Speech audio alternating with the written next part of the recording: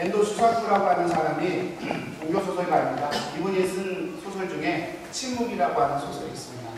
이 소설에 보면 이 소설은 지금으로부터 약 400년 전 1600년 전의 일본의 상황을 염두에 두고 쓴 소설입니다. 이 소설의 내용을 보면 1600년 전에 일본을 전국시대를 통일했던 도요토미 히데요시가 일본을 통일하고 난 뒤에 기독교, 당시 한 20만 명에 육박하던 기독교인들을 보고 통치에 도움이 안 된다고 판단을 하고 기독교를 갑자기 핍박하는 정책으로 바꾸면서 이제 소설이 시작됩니다. 많은 기독교인들이 잡혀가서 배교를 강요당합니다. 거부하면 잔인한 방법으로 죽게 되고요.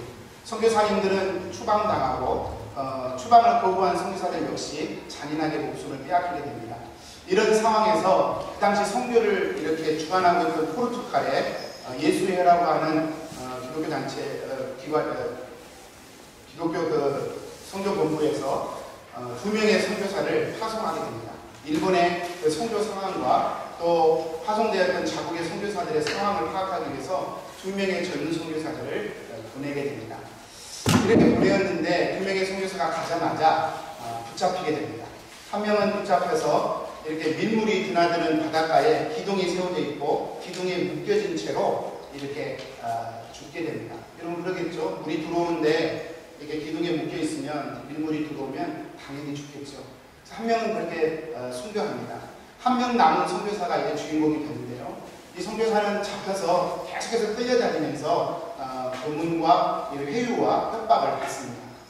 계속 부인하면서 계속 신앙을 지키던 이 선교사님이 어느 날 역시 한 감옥에 끌려가게 됩니다. 감옥에서 이제 감옥 그 안에서 잠을 자게 되는데 잠잘 자리라고 해봤자 그 간수들이 단체로 소변을 이렇게 본 거적대기 위가 잠자리입니다. 이 소변이 널브러진 그 위에서 이 선교사님이 그 위에 이렇게 앉아서 이제 밤을 지새우는 것입니다. 잠이 오진 않죠.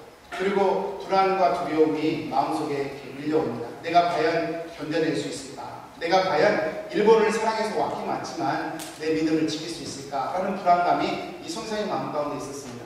밤새내 두려움과 불안함으로 시간을 보내는데 갑자기 어디에서 이상한 소리가 들립니다. 귀를 기울여 봤더니 개가 짖는가 하고 귀를 기울여 봤더니 이내 그 소리가 들리는데 그 소리를 듣고 나서 이 선교사님이 호흡숨을 치면서 쓴 웃음을 짓게 됩니다. 왜냐하면 그 소리는 사람이 자면서 드렁드렁 이렇게 내는 코 고는 소리였기 때문입니다. 이 선교사님은 거기에서 큰 좌절을 느낍니다. 왜냐하면 자신은 지금 일본을 사랑해서 목숨까지 걸고 와서 이토록 처참한 상황에서 비참한 감정에 쌓여 있는데 바로 그 앞에 있는 파수꾼 누군가는 그것과는 전혀 상관없이 저렇게 편안하게 코골며 잘 수 있다는 것이 왠지 배신감을 느끼고 왠지 도대체 인간이 저렇게 악한 존재인가 싶을 만큼 인간에 대한 상실과 실망 때문에 쓴 웃음을 치게 됩니다.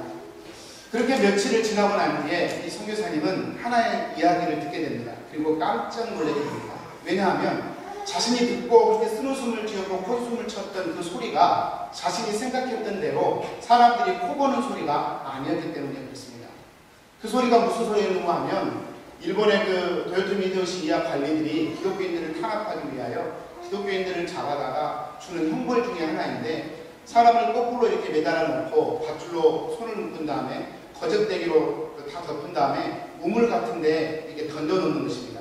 사람을 거꾸로 매달아 놓는 것이죠. 여러분 사람이 이렇게 거꾸로 매달려 있으면 원래 사람의 몸은 피가 거꾸로 쏟기 때문에 곧 머지않아 죽어야 정상입니다. 그런데 이 고문 방법을 개발해낸 그 관리는 사람의 귀를 살짝 뚫어놓는 방법을 고안해냅니다. 그래서 피가 한 방울씩 한 방울씩 떨어져요. 그래서 죽지 않습니다. 죽지 않고 피가 거꾸로 쏟아진 채로 그 고통을 계속해서 당해야 되는 것이죠. 이 관리는 그렇게 잔인한 방법으로 기독교인들을 탄압했습니다. 이 선교사는 그 얘기를 듣고 깜짝 놀랍니다. 그리고 더 깜짝 놀란 것은 그들이 지금 그렇게 고문을 당하고 고통을 당하는 이유가 바로 자기 자신 때문이라는 사실을 듣고 깜짝 놀랍니다. 왜냐하면 그 관리가 계획을 세운 것이 선교사님들을 고문하고 협박해서는 선교사님들이 배교하지 않는다는 사실을 잘 알게 되었습니다. 왜냐하면 선교사님들은 어차피 목숨을 걸고 거기 갔기 때문에 애지간한 고문으로는 선교사님들의 마음을 바꿀 수가 없었어요. 그래서 이분이 이 관리가 계획한 것이 선량한 기독교인들, 일본 기독교인들을 잡아다 거꾸로 매달아 놓고 이 선교사님으로 하여금 배교를 하게 만드는 것이죠. 당신이 예수를 버리면 이 사람들은 건져냄을 받고 치료도 받을 것이지만 당신이 예수를 버리지 않는 한 이 사람은 이 고통에서 헤어나올 수가 없다 라고 하면서 그들을 협박하고 해외했던 것이죠. 이 선교사는 그 사실을 알고 난 뒤에 참 크게 자기 자신을 질책하는 그런 마음을 갖습니다.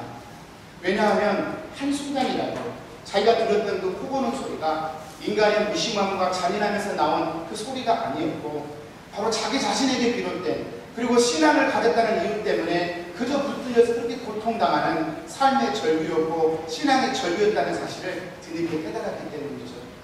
이 선교사는 잠시나마 며칠 동안이라도 자기가 그들보다는 의롭고 자기가 그들보다는 깨끗한 사람이고 옳은 사람이라는 그런 생각을 가졌던 것을 스스로 회개하게 됩니다.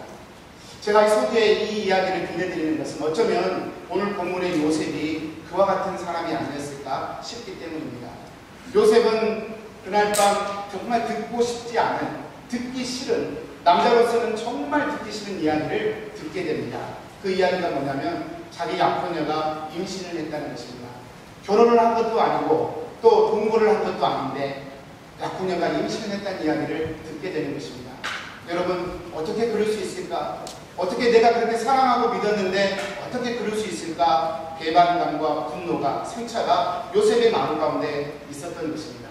밤새내 뒤척이면서 이 분노와 상처를 어떻게 할까? 만약에 요셉이 조금만 악한 마음을 가졌더라면 이 마리아는 부정한 여인으로 죽을 수밖에 없었던 것이죠. 그러나 요셉은 의로운 사람이었어요. 요셉을 차마 마리아를 죽일 수 없어서 그냥 밤새내 고민하다가 끝에 한 생각이 조용히 이혼 증서를 써주자. 이혼 증서를 써주고 이 약혼을 없던 걸로 깨뜨리고 파혼을 시키면 관계도 끊어지고 마리아를 지킬 수 있고 그나마 자기도 지킬 수 있다는 결론을 내리게 됩니다.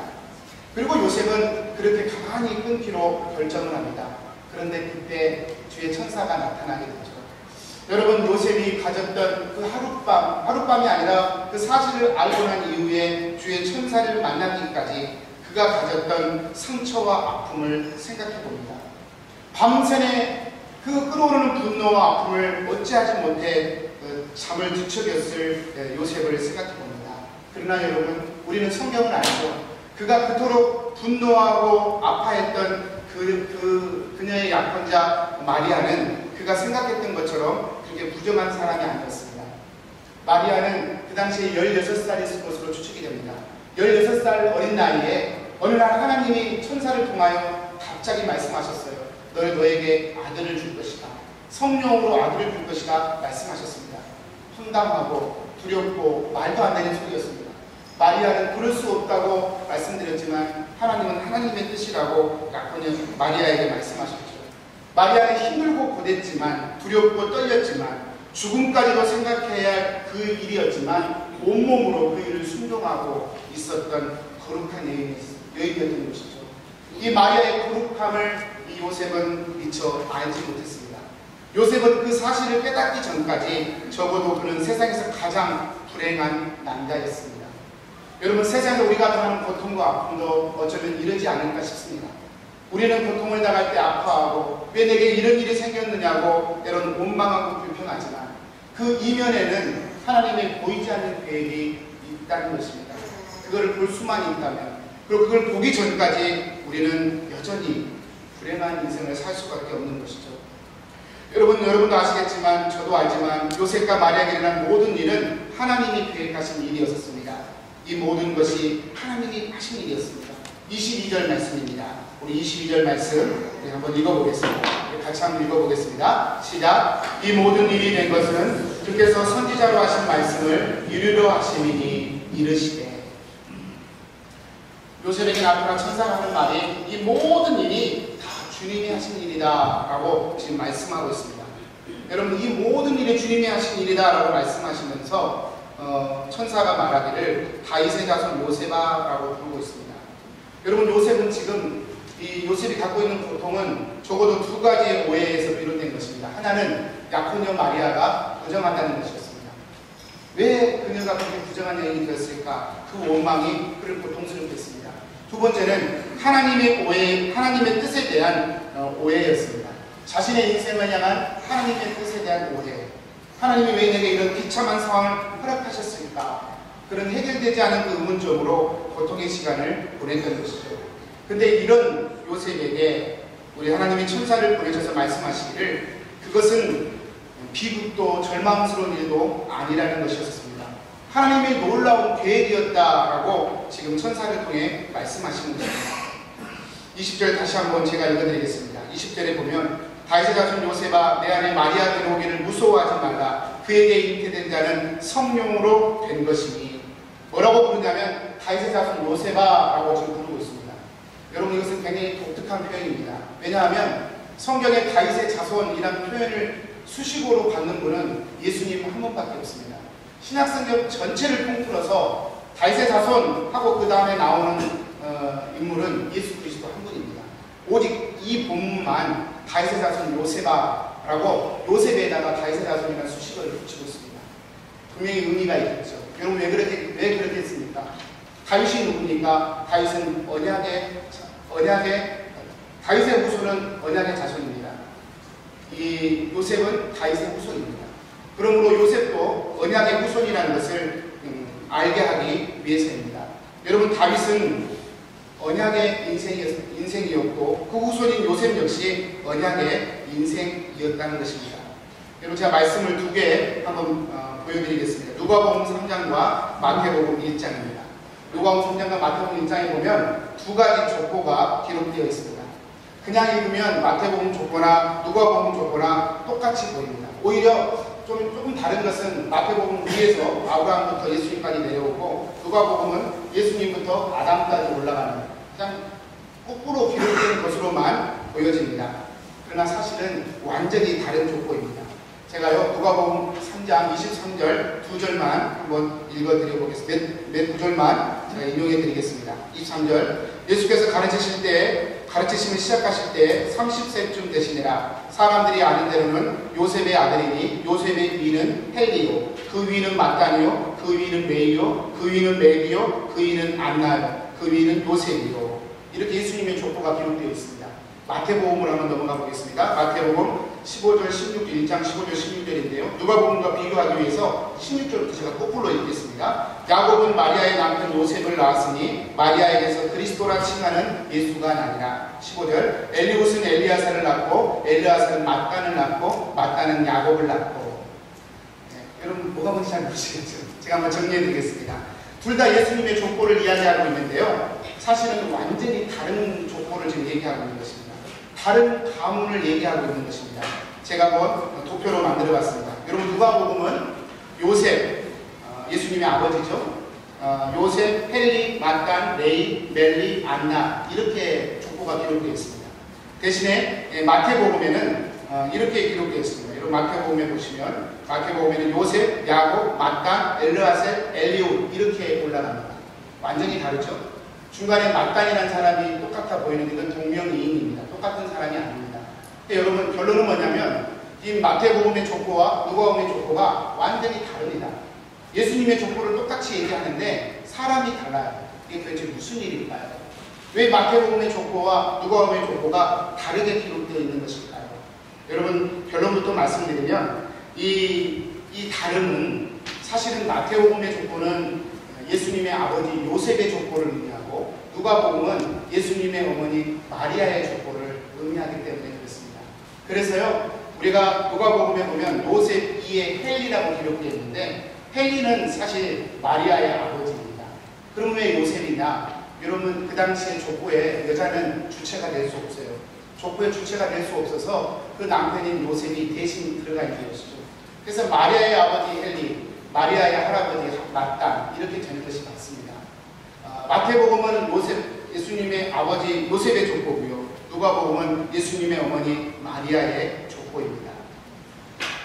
이 두 족보가 그러면 완전히 다르냐? 그렇지 않습니다. 이 두 족보가 어느 지점에서 만나게 됩니다. 어느 지점에서 만나게 되냐면 마태복음 1장 6절과 누가복음 3장 31절에서 만나게 돼요.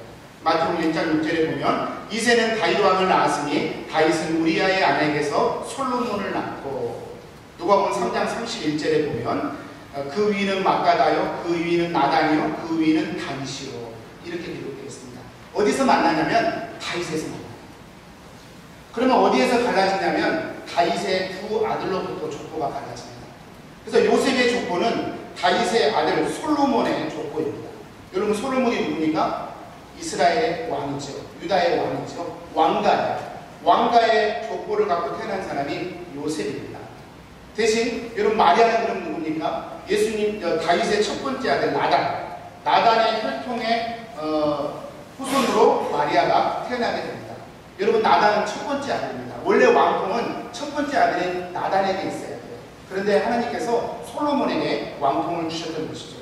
아무튼 솔로몬의 왕통을 통하여, 왕위를 통하여 이 요셉이 태어났고, 다음에 이 나단을 통하여 마리아가 태어났습니다. 여러분, 이것이 왜 흥미로운 것이냐면요, 제가 마태복음을 준비하면서도 인터넷에서 족보를 한번 쳐봤어요. 마태복음 족보를. 그랬더니 아마 안 믿는 분인데 어디서 많이 이렇게 소위 주워들은 지식이 많은 분 같아요. 이분이 말하기를 예수님을 다윗의 자손이라고 하는데 틀렸다는 거예요. 왜냐? 이분의 논리가 그래요. 이분은 성령으로 태어나지 않았느냐, 아버지가 성령이지 않느냐, 근데 어떻게 다윗의 후손이라고 얘기할 수 있느냐라고 하는 것이죠. 맞습니까? 맞습니다. 요셉의 자손으로 예수님은 입양된 것이에요. 요셉의 아들로, 요셉의 혈통으로 태어나지 않았습니다. 요셉의 아들로 입적되신 것이죠. 실제로 예수님은 성령으로 잉태되었기 때문입니다. 그러면 예수님은 과연 다윗의 자손일 수 있느냐라고 하는 질문이 생기는 것이죠.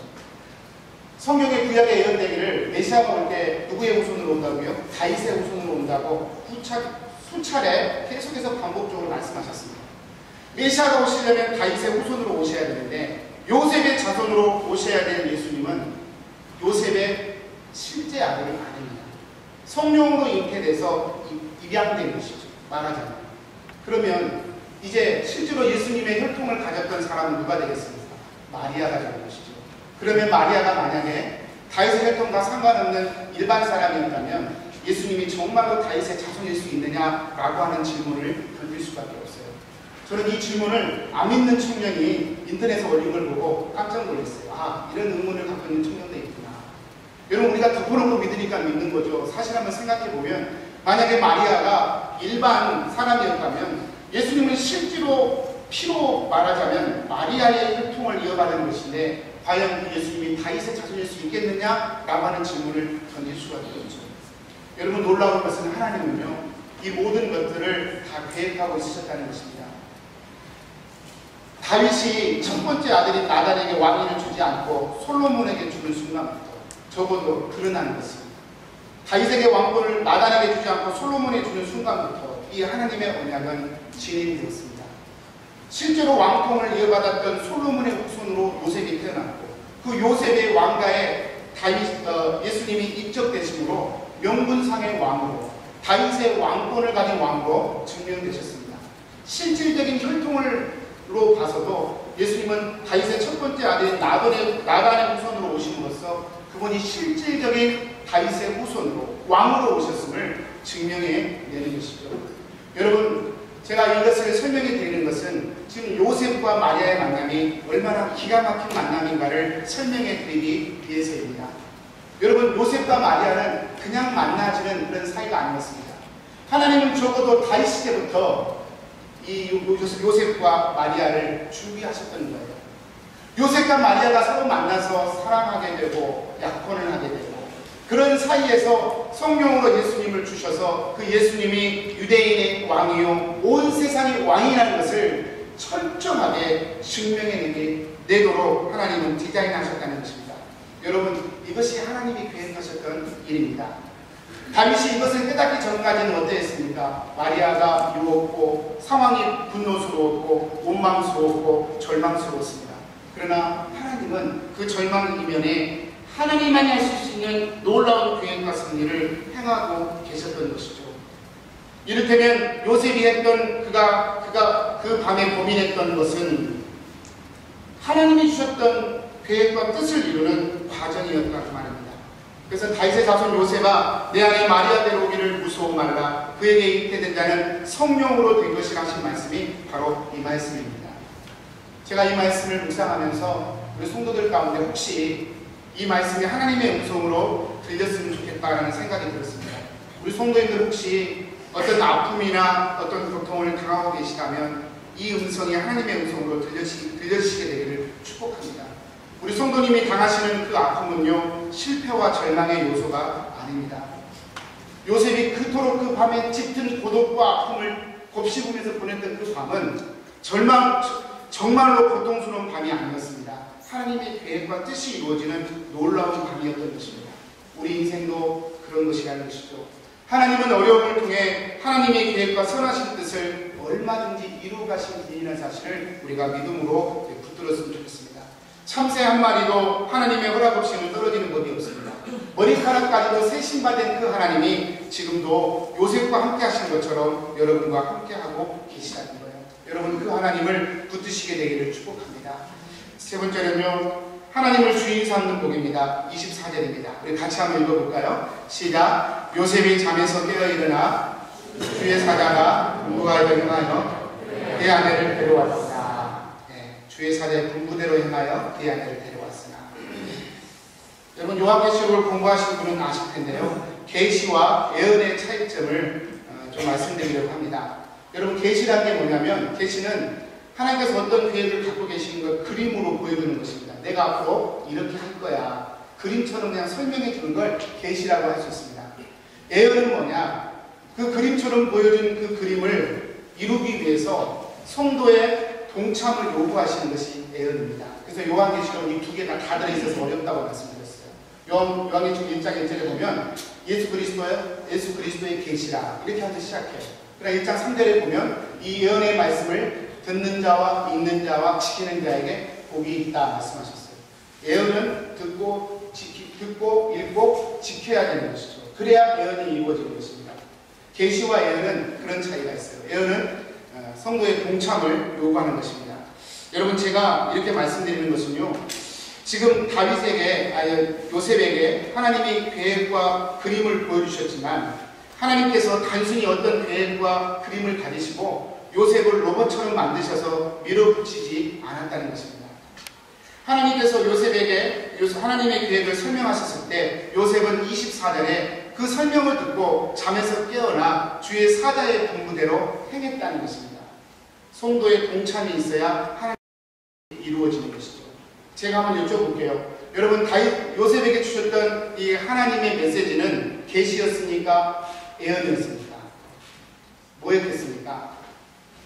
목사님 왜 나를 이렇게 힘들게 해라는 표정이에요, 여러분? 한번 생각해 보세요. 지금 이 요셉에게 주셨던 하나님 메시지는 계시였습니까? 예언이었습니까? 예언이었습니다. 왜냐하면 틀림없어요. 만약에 요셉이 그 이야기를 다 듣고도 나 못하겠어요. 나는 이게 도저히 이해가 안 돼요. 이게 말이 됩니까? 라고 하나님의 그 계획을 거부했다면 이 요셉을 통해서 예수님이 지켜지는 일은 이루어지지 않았습니다. 여러분 하나님이 인격적인 분이시라는 것은 바로 이런 부분이에요. 하나님은 어떤 계획과 뜻을 갖고 계셔도요, 그 뜻과 계획 가운데 우리를 설득하시고 우리의 마음을 사셔서 우리로 하여금 자원하여 동참하기를 원하시는 것이죠. 요셉에게도 하나님은 지금 그렇게 하고 계세요. 만약에 요셉의 동참과 순종이 없었다면 하나님이 계획하신 일은 그 순간에는 이루어질 수 없었던 것이죠. 여러분 우리 신앙생활의 큰 틀을 우리가 한번 다시 생각해 봤으면 좋겠습니다. 많은 분들이 신앙생활 하는 이유가, 지난주에도 한번 언급해 드렸지만, 신앙생활 하는 이유가 세상을 살아가면서 힘드니까 하나님의 사랑과 능력을 힘입어서 내가 좀 더 나은 인생이 되는 것을 바라서입니다. 자연스러운 일입니다. 그렇지만 우리 기독교가 만약에 이것으로만 전부로 대변되어 버린다면 그것은 우리 기독교를 철저히 이기적인 종교 집단으로 만들어버리는 무서운 독이 될 수 있습니다. 할렘에도 썼지만 영국이 인도의 점령을 끝내고 철수할 때요, 인도의 관리가 철수하는 영국인들에게 했던 유명한 말이 있습니다. 예수는 남겨놓고 기독교는 가져가라. 예수는 남겨놓고 기독교는 가져가라. 왜 이런 말을 했겠습니까? 간디의 눈에 보기에는 예수를 믿는 영국인들이 훨씬 누구보다도 이기적이었고 욕망적인 것을 보았기 때문입니다. 여러분 비교 종교학을 저희가 신학을 공부하는데요, 비교 종교학에서 수많은 종교들을 구분합니다. 두 개로 구분해요. 고등종교와 하등 종교로 구분합니다. 고등종교는 소위 말해서 우리가 말하는 4개의 종교, 기독교, 유교, 불교, 이슬람교를 소위 고등종교로 구분합니다. 여러분의 표정이 목사님 도대체 오늘 왜 이러세요? 라는 표정인데요. 강의니까 한번 여러분 들어보시기 바랍니다. 하위 종교는 그냥 잡교, 무당 잡교 이런 걸 다 하위 종교로 표현합니다. 고등종교와 하위 종교를 구분하는 기준이 뭔지 아십니까? 자기 부인입니다. 고등종교의 모든 특징은요, 그 자기들이 추구하는 도를 위해서 자기를 부인하는 그런 가르침들이 있습니다. 예를 들면 불교를 보십시오. 불교는요, 모든 사람이 해탈하는 것, 부처가 되는 게 도의 목적입니다. 그 도를 위해서 사람들은 어떻게 합니까? 참선을 합니다. 참선을 왜 합니까? 자기를 비우기 위해서인데, 우리 기독교 용어로 말하자면 자기를 부인하기 위해서 불교인들은 참선을 합니다. 유교는 어떻습니까? 제가 유교를 가끔 논어를 시간 날 때 그냥 재미로 읽어보는데요.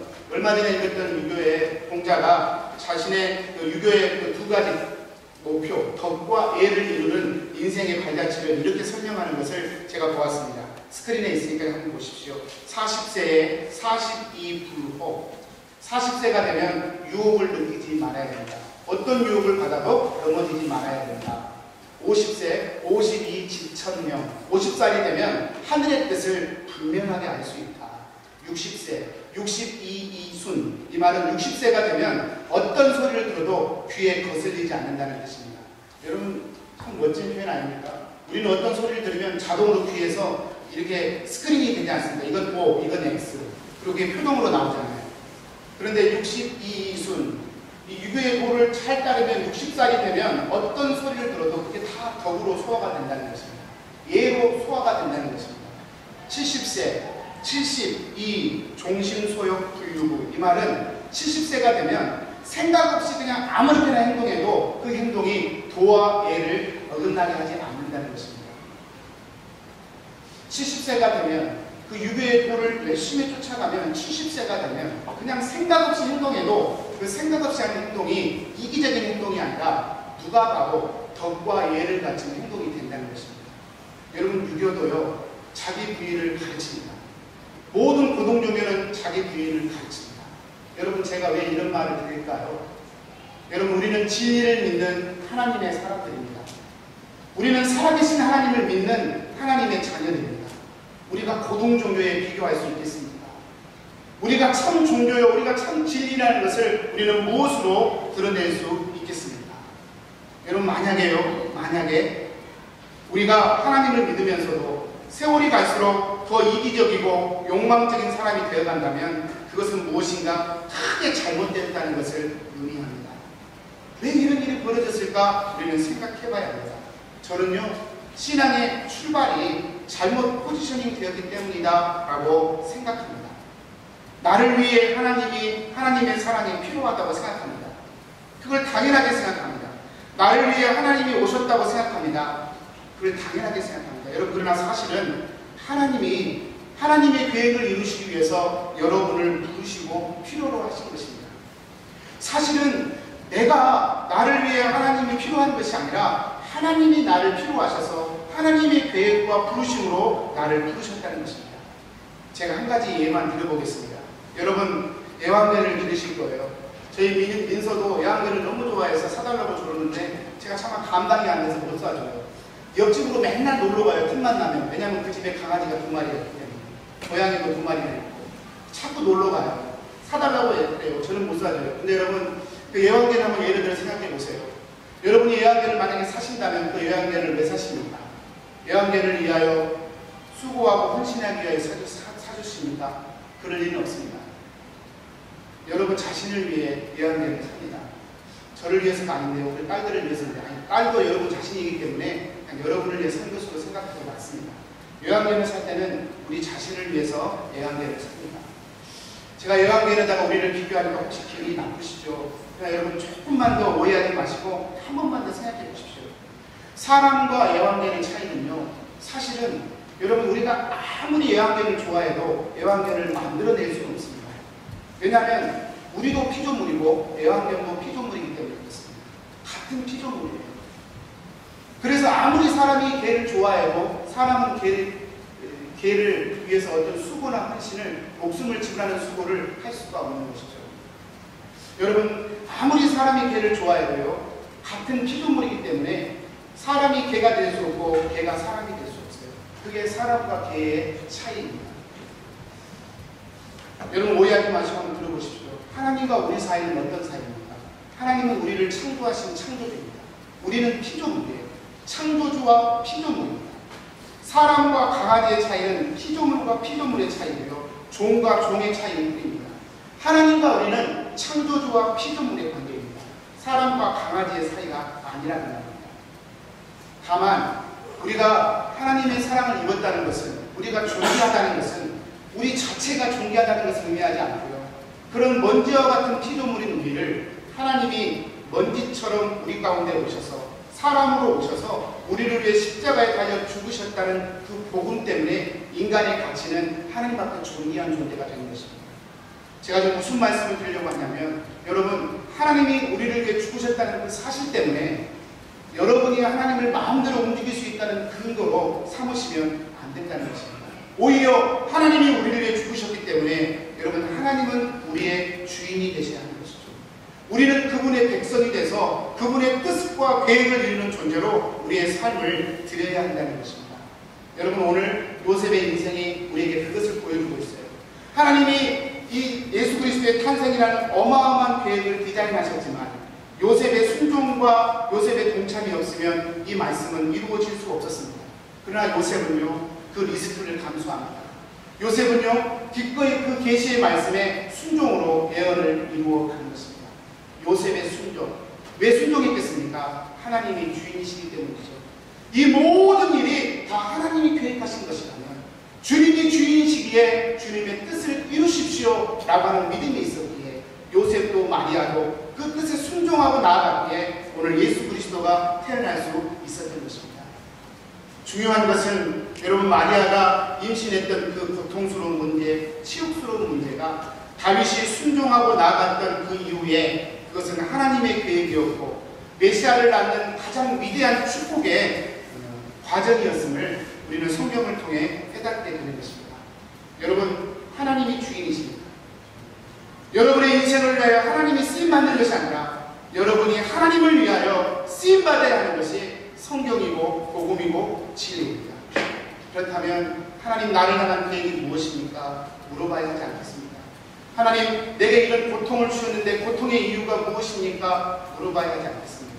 그리고 고통을 깨닫고 그 고통의 섭리에 우리가 순종과 겸손으로 나아갈 때 요셉에게 주셨던 그 아름다운 축복, 그 인생이 성경에 기록되고 수천 년이 흘러 하나님의 영광을 드리는 하나님의 사람으로 사용받게 되는 그런 은혜가 저와 여러분 가운데로 있게 되는 것입니다.